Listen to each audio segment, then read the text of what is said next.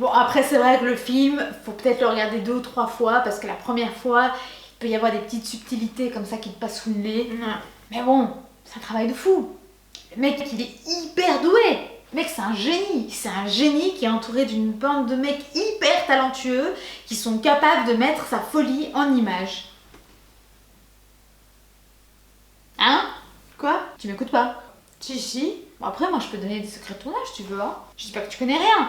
Je dis juste que tu connais peut-être pas tout. Oh! Quoi? Tu vois que tu m'écoutes pas? Mais si. Si, non, c'est juste parce que je me disais, tu vois, ce serait trop cool si on pouvait aller dans l'esprit des gens pendant qu'ils rêvent et que... Imagine si tu vas dans un rêve érotique. Ça serait pas trop cool. Oh, vas-y, générique. 24 sur 2, 3e.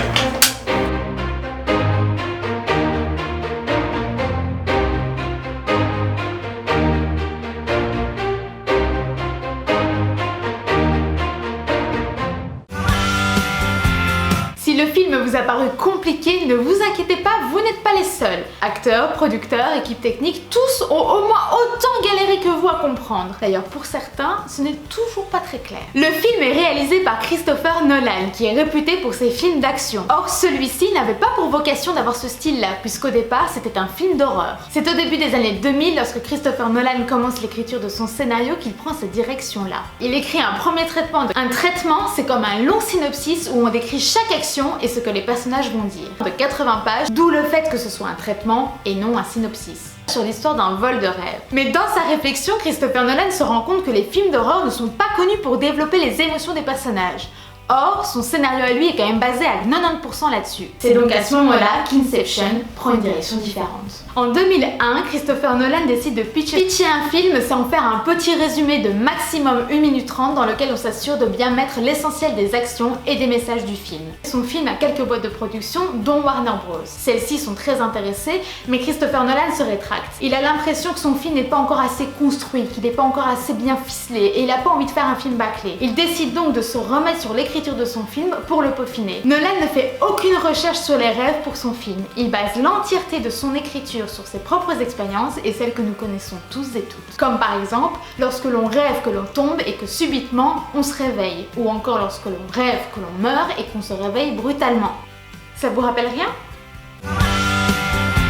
C'est en 2009 que Christopher Nolan décide de représenter son projet à Warner Bros, qui accepte de le produire à une seule condition. Il faut que le scénario soit extrêmement clair pour que le spectateur ne puisse pas se perdre entre les différents niveaux. Pour ce faire, Christopher Nolan les rassure en leur expliquant que pendant qu'il écrivait son film, il a fait en sorte que les niveaux soient très différents pour que le spectateur ne puisse pas se perdre. Un niveau se passe dans la pluie, un niveau se passe dans la neige et un niveau se passe dans une soirée. Quelques astuces supplémentaires ont permis de souligner l'idée, par exemple par le biais de la couleur. Si vous remarquez, les scènes qui se passent dans le van, donc dans la pluie, ont des tons neutres, alors que les scènes qui se passent dans l'hôtel, donc en soirée, ont des tons plus chauds. Et enfin, les scènes qui se passent à la montagne, donc dans la neige, ont des tons plus froids. Pour le choix des acteurs, ce fut bien moins compliqué que pour les 2 films précédents que l'on a vus. Christopher Nolan avait une idée très exacte de ce qu'il voulait. D'ailleurs, Christopher Nolan a toujours une idée très exacte de tout ce qu'il veut en matière de film en général. Pour le rôle de Dominic Cobb, Christopher Nolan avait bien évidemment Leonardo DiCaprio en tête. Mais celui-ci, quand il lui avait déjà proposé des rôles, avait toujours refusé. Donc il est parti sur d'autres choix. Il a d'abord en priorité proposé à Brad Pitt, mais il lui a laissé uniquement 48 heures pour lire le scénario et donner sa décision. Sous ces conditions, Brad Pitt a refusé d'emblée. Ensuite, il a proposé à Will Smith, mais Will Smith a juste refusé parce que ça l'intéressait pas. Finalement, il en discute avec sa femme Emma Thomas, qui est également la productrice du film, et ils sont d'accord tous les deux. Il faut Leonardo DiCaprio. Il lui propose donc le rôle, et à sa grande surprise, celui-ci accepte. Ils se verront ensuite pendant des mois, à un minimum de 2 fois par semaine, pour discuter ensemble de la complexité de son rôle. Bah oui, Christopher Nolan a mis 9 ans à l'écrire ce rôle, et Leonardo DiCaprio, eh bien, il n'a pas 9 ans pour le comprendre. Christopher Nolan contacte Cillian Murphy et lui propose de choisir un rôle. Honnêtement, on a connu plus compliqué pour réussir à obtenir un rôle. Le rôle d'Arthur devait être joué par James Franco, qui avait accepté et puis qui a finalement refusé, on n'a jamais trop su pourquoi. Ce sera donc Joseph Gordon-Levitt qui aura le rôle. Le personnage de Maul est d'abord proposé à Ken Winslet, qui le refusera. Il sera ensuite proposé à Marion Cotillard, ce qui est d'ailleurs un petit peu ironique, mais on y reviendra plus tard. Christopher Nolan avait écrit le rôle de Saito pour Ken Watanabe. Pour le rôle d'Ariane, Christopher Nolan avait déjà quelques choix en tête. Emily Blunt, Rachel Wood, Rachel McAdams, Emma Roberts, Jessie Schramm ou encore Larry Mulligan. Mais après avoir rencontré Ellen Page au cours d'un déjeuner, Christopher Nolan discutera avec elle du scénario. Il lui enverra, elle le lira, elle aimera beaucoup, et donc il lui proposera simplement le rôle. Je lui avais dit que le casting de ce film était extrêmement simple. L'équipe du film a parcouru les 4 coins du monde pour le tournage du film. L'Angleterre, le Maroc, le Japon, le Canada, la France ou encore les États-Unis. Vous l'avez sans doute remarqué, mais le film nous propose un certain nombre de scènes assez incroyables. La magie du cinéma en général nous propose des fonds verts pour ça. Mais Christopher Nolan est plutôt adepte du réel et il voulait que la majorité de ces scènes soient directement filmées via la caméra. Et seulement utiliser la post-production pour peaufiner un petit peu les détails. Je m'explique. Par exemple pour la scène de la terrasse au café. En temps normal, au cinéma, on mettrait un fond vert et on demanderait simplement aux acteurs de simuler la peur et la surprise au moment où un membre de l'équipe technique leur crierait « Explosion !» au moment où cette explosion devrait avoir lieu. Sauf que Christopher Nolan ne fait pas les choses à moitié et qu'il voulait que l'explosion fasse partie du décor. 2 problèmes se posent à lui et à son équipe. Le premier, c'est que les Parisiens ne sont pas hyper fans des explosions dans leur rue. Le deuxième, c'est que Christopher Nolan voulait que ses acteurs soient dans le cadre au moment des explosions. L'équipe a donc dû faire preuve d'ingéniosité en utilisant de l'azote à haute pression qu'ils ont placé derrière les acteurs afin qu'ils soient réellement surpris lors de l'explosion. We did tests with people sitting in front and we showed them to Leo and showed it to Ellen and said this is what it's going to be.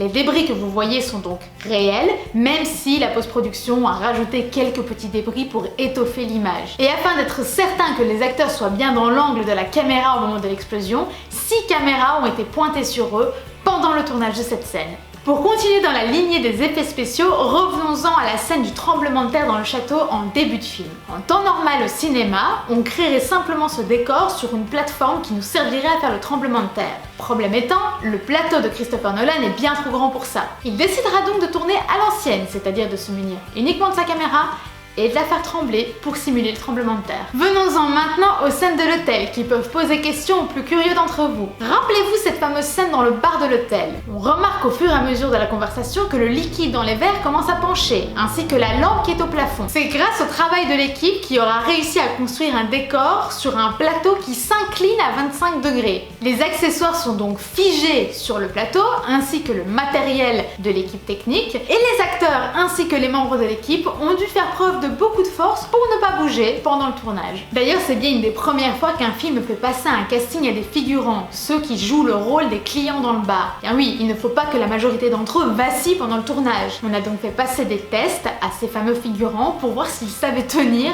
sur le plateau pendant que celui-ci s'inclinait. Il en va de même pour les scènes dans les couloirs de l'hôtel où l'on voit Arthur qui flotte et qui se bat. Le décor de ces scènes tenait sur un plateau qui était maintenu entre 2 cercles qui lui permettait de tourner à 360 degrés sur lui-même. La caméra tenait de nouveau fermement sur le décor afin qu'elle ne bouge pas. Et les scènes que vous voyez sont le fruit de 2 semaines d'entraînement de Joseph Gordon-Levitt puisqu'il tenait à faire lui-même chacune de ses cascades. He attacked it with such excitement and enthusiasm, and he was determined to do it all himself. Il aura fallu pas moins de 500 personnes et 3 jours de tournage pour tourner ces 2 scènes. La fin du film en a rendu plus d'un complètement fou, puisque pour rappel, le film termine sur le plan de cette toupie qui tourne, et puis bam, c'est le générique. Est-ce que c'est la réalité?